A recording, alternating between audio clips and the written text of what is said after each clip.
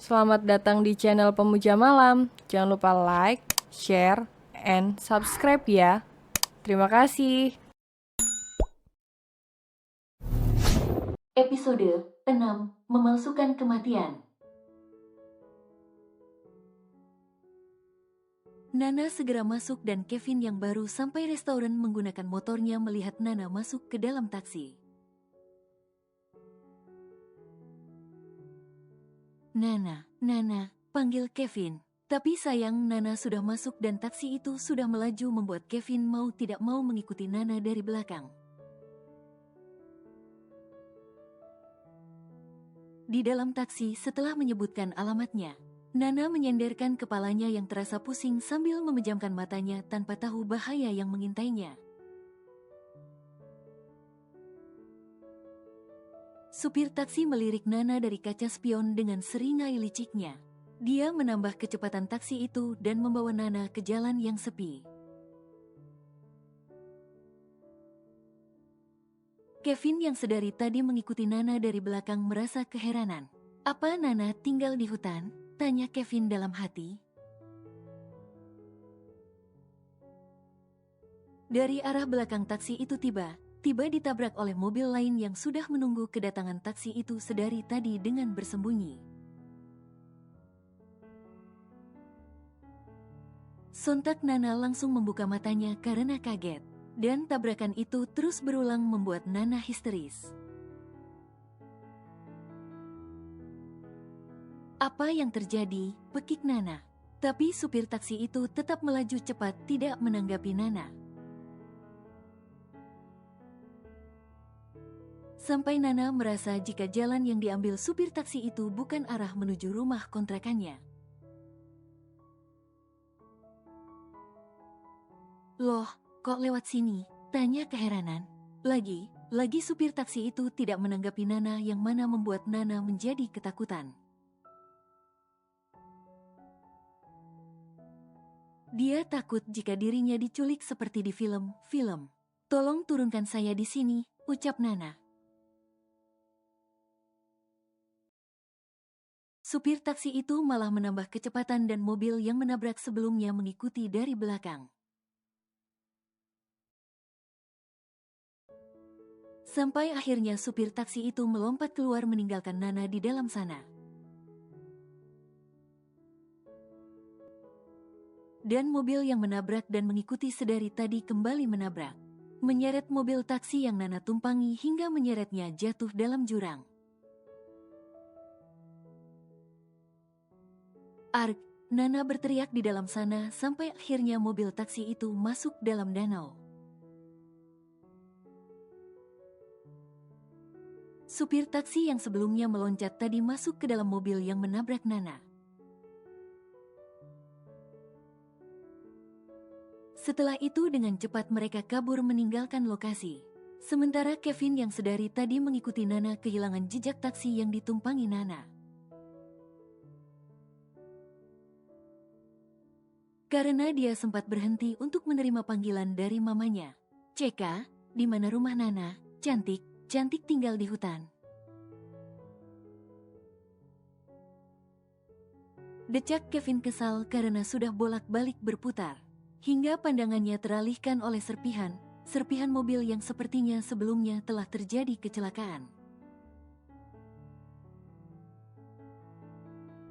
Kevin mulai cemas. Keadaan di sana begitu sepi, tidak ada kendaraan lalu lalang yang bisa dimintai tolong.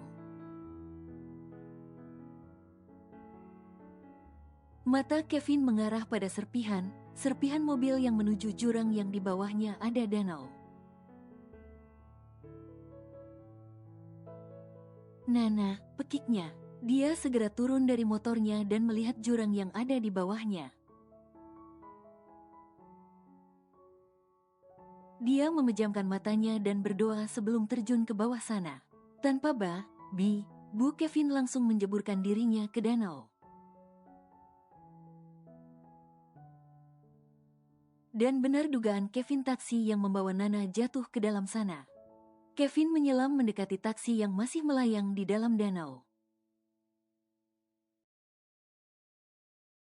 Kevin berusaha membuka pintu taksi itu dan melihat Nana sudah tak sadarkan diri di dalam. Dengan kepala yang berdarah dan tubuh penuh luka karena serpihan kaca. Darah Nana menguar dalam air. Kevin segera membawa Nana ke permukaan dan membawanya ke tepi danau. Nana, teriak Kevin sambil menekan dada Nana. Bertahanlah.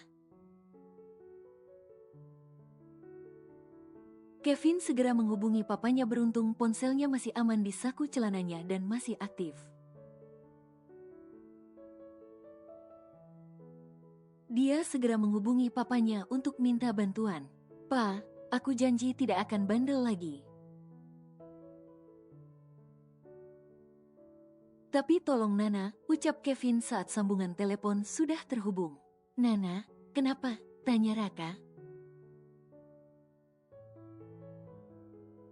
"Nana kecelakaan, Pa. Dia kritis, butuh bantuan sekarang." "Kirim lokasimu sekarang," ucap Raka kemudian. 1 jam menunggu, akhirnya bantuan datang. Di sana Kevin terus mendekap tubuh Nana dan memberinya nafas buatan.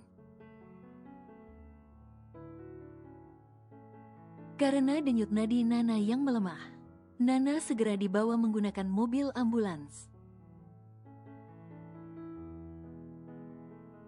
Sementara polisi berusaha mencoba menarik bangkai mobil taksi itu naik ke atas menggunakan cerane. Kevin ikut ke rumah sakit bersama Nana. Di rumah sakit Nana ditangani di instalasi gawat darurat lalu dipindahkan ke ruang ICU karena kondisinya yang kritis. Sudah 2 jam Nana ditangani, Kevin masih setia menunggu dengan baju basahnya sampai mulai kering lagi. Dia duduk di ruang tunggu sambil tertunduk, hingga Raka yang baru menangani kecelakaan Nana sebelumnya menyusul anaknya. Raka ikut duduk di samping anaknya dan menepuk pundaknya. "Supir taksi itu tidak ditemukan," ucap Raka kemudian. "Sudah aku duga," sahut Kevin geram. Lalu Kevin menatap papanya lekat. "Pa, aku akan mengurus perusahaan dengan sungguh kali ini." Raka mengernyit tidak mengerti sampai Kevin berkata lagi.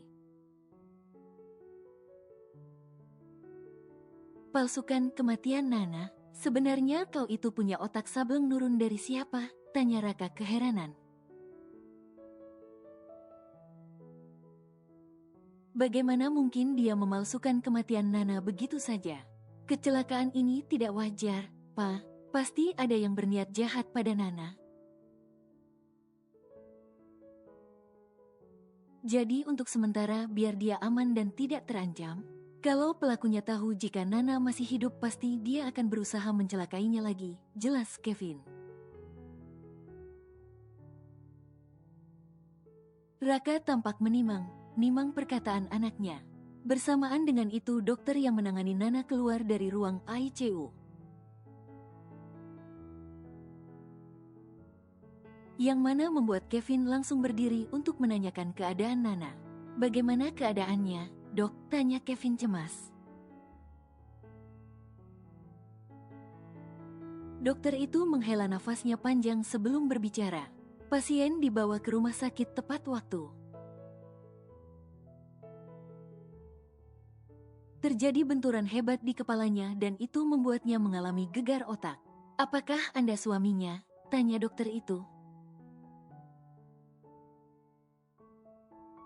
Sebelum Kevin menjawab, dokter itu berkata lagi, "Bersyukurlah karena janin yang dikandung istri Anda selamat."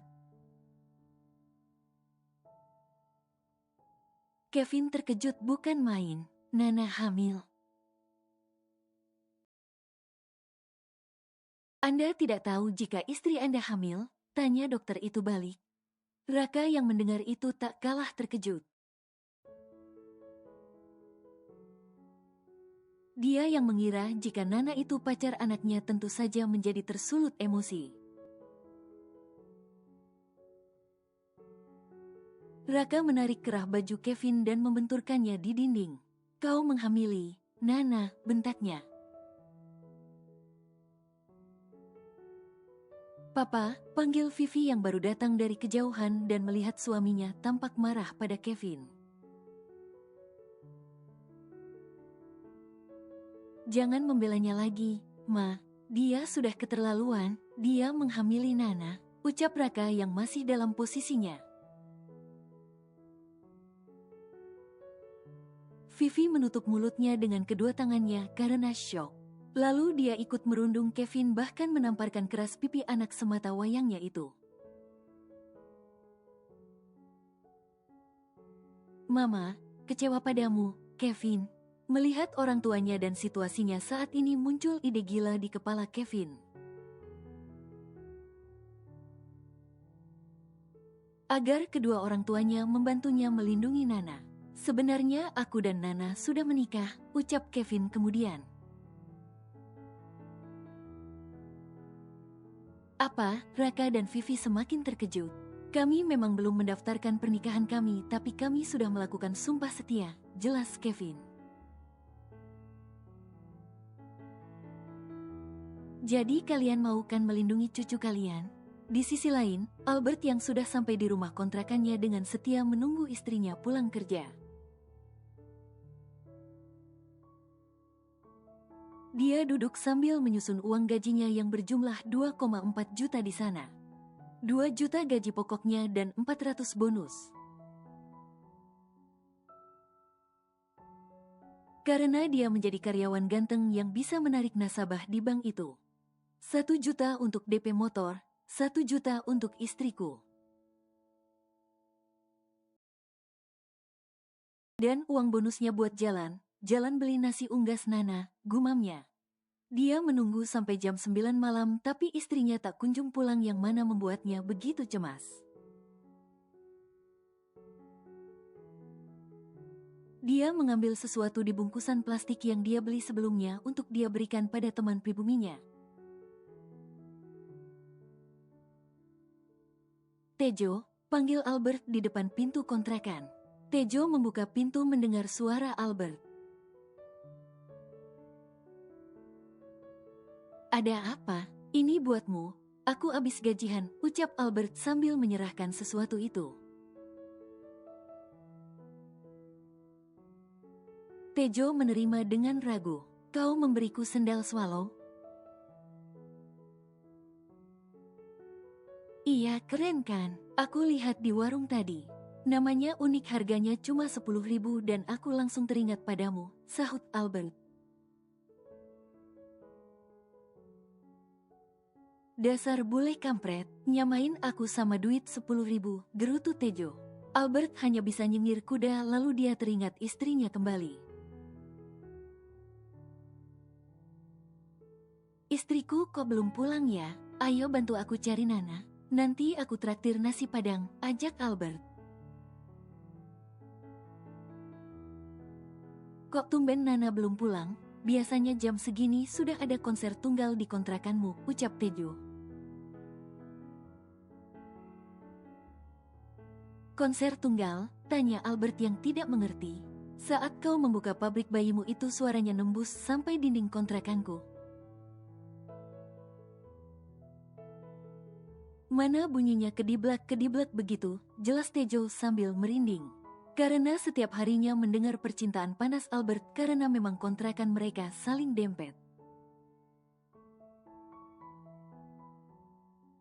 Kau mendengar serangan kapitenku, tapi mantap kan?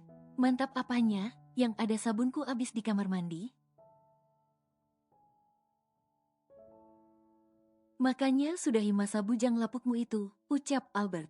Ayo sudah kita cari istriku di restoran tempat dia kerja. Akhirnya mereka pergi berdua bersama seperti biasa. Tejo membonceng Albert di belakang.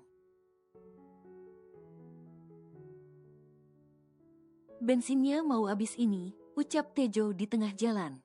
yang mana membuat Tejo menghentikan motornya di warung untuk membeli bensin.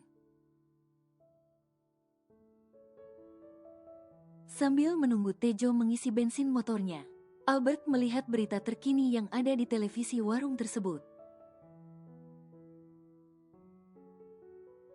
Di sana diberitakan bahwa telah terjadi kecelakaan hebat oleh taksi yang membawa penumpang seorang wanita yang terjatuh ke danau. Kasihan banget ya, ucap pemilik warung. Albert terus menyimak berita itu. Sampai siaran di sana memperlihatkan baju yang dipakai penumpang yang menjadi korban kecelakaan itu. Di sana polisi sedang mencari keluarga korban. Jantung Albert serasa mau berhenti berdetak melihat baju itu yang notabene adalah milik istrinya. Istriku, Nana, lope-lopeku sekebun pit, pekik Albert. Ketiga wanita berbeda usia kini tengah melihat berita yang ada di televisi, yang mengabarkan kecelakaan yang membuat gempar warganet. Bagaimana kalau kasus ini diusut polisi? Tanya Maura di sana dengan cemas. Tenang Mom, tidak ada bukti. Bahkan rekaman CCTV sekalipun dan orang suruhan itu tidak akan kembali lagi ke kota ini. Sahut Monica dengan santainya. Sementara Selena tersenyum puas di sana dia meminum wine yang ada di tangannya. Dan membayangkan setelah ini Albert akan menjadi miliknya. Sepertinya aku harus menyiapkan gaun pernikahan yang cantik, gumam Selena. Kau memang yang paling pantas menjadi menantu keluarga Anderson. Di sisi lain, di rumah sakit Albert berjalan seperti tidak bernyawa, tatapannya begitu kosong. Bahkan saat dia ditanya ini itu dengan polisi, dia hanya diam saja. Matanya tertuju pada baju istrinya. Dia meneteskan air mata dan memeluk baju yang berlumuran darah itu dengan erat. Kenapa kau tinggalin abang, Deh? Katanya mau makan nasi unggas. Abang udah punya uang ini, lirihnya pilu. Nanti kita beli motor, abang bakal bonceng ade di belakang seperti Dylan dan Milea. Albert berbicara sendiri membuat Tejo yang mengantarnya merasa iba. Tejo ikut duduk di sebelah temannya itu dan menepuk pundaknya. Aku turut berduka cita, ayo beri penghormatan terakhir pada istrimu, bujuk Tejo. Albert masih enggan menjawab sampai akhirnya dia pingsan. Akhirnya Tejo yang mengurus prosesi pemakaman. Mayat Nana sudah diganti dengan mayat orang lain dengan wajah yang sudah hancur. Tejo bersyukur Albert pingsan dan tidak melihat keadaan mayat istrinya. Jika tidak pasti akan menambah kesedihannya. Tejo dibantu oleh beberapa polisi, akhirnya mengurus prosesi pemakaman Nana palsu.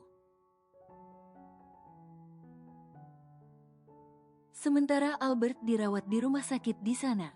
Sudah seminggu sejak kejadian kecelakaan Nana itu. Albert tidak bekerja, dia terus mengurung dirinya di rumah kontrakannya yang dia tinggali bersama Nana. Albert bagaikan mayat hidup, yang dia lakukan hanya menatap foto Nana. Nana.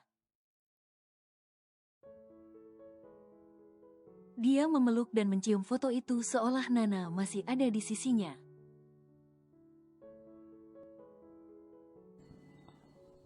Bersambung.